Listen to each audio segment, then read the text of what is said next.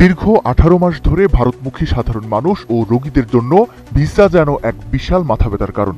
16টি Indian visa application সেন্টারের মধ্যে মাত্র 5টি থেকে সীমিত পরিসরে সেবা দেওয়া হলেও পর্যটন ভিসা বন্ধ থাকায় অনেকটা স্থবির হয়ে আছে ভারতের পর্যটন শিল্প আর কলকাতায় বাংলাদেশ কেন্দ্রিক ব্যবসা বাণিজ্য। তবে সম্প্রতি ফরিদপুরে পররাষ্ট্র প্রতিমন্ত্রী শামা ওবায়দ ইসলাম জানিয়েছেন, ভারতীয় হাইকমিশনারের সাথে ইতিবাচক বৈঠক হয়েছে এবং খুব দ্রুতই ভিসা প্রক্রিয়া স্বাভাবিক করতে কাজ করছে পররাষ্ট্র মন্ত্রণালয়। রাজনৈতিক অস্থিরতার কারণে বন্ধ হয়ে যাওয়া আগরতলা ঢাকা কলকাতা বাস সার্ভিস ইতিমধ্যে পরীক্ষামূলকভাবে পুনরায় চালু হয়েছে। ঢাকা থেকে ত্রিপুরার পথে রয়্যাল মৈত্রীর একটি বাস আখাউড়া সীমান্ত দিয়ে যাতায়াত শুরু করেছে।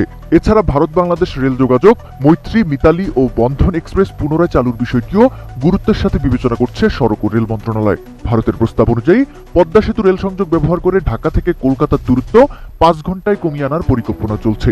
এদিকে প্রতিমন্ত্রী জানিয়েছেন, সরকার মানুষের ভোগান্তি লাঘবে সর্বোচ্চ অগ্রাধিকার দিচ্ছে। ভারতের সাথে সম্পর্কের উন্নয়ন এখন দুই দেশের জন্যই সমান গুরুত্বপূর্ণ। প্রধানমন্ত্রী তারেক রহমানের শপথ গ্রহণ অনুষ্ঠানে ভারতের লোকসভায় স্পিকারের উপস্থিতি এবং মোদির সাথে ফোনালাপ দুই দেশের কূটনৈতিক বরফ গলারই স্পষ্ট সংকেত।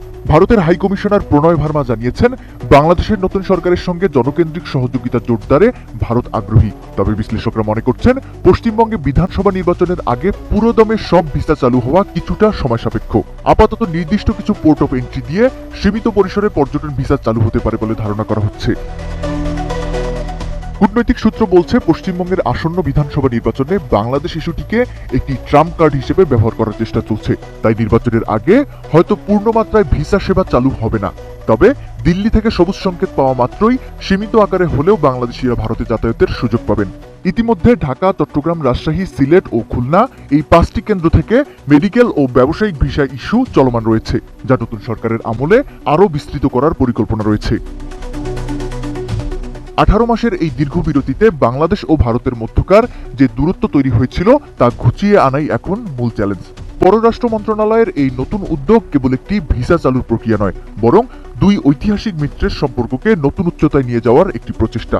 ভিসা চালু হওয়ার ইতিবাচক খবরে স্বস্তির নিঃশ্বাস ফেলছেন পর্যটক, শিক্ষার্থী, ব্যবসায়ী ও চিকিৎসা প্রত্যাশী রোগীরা।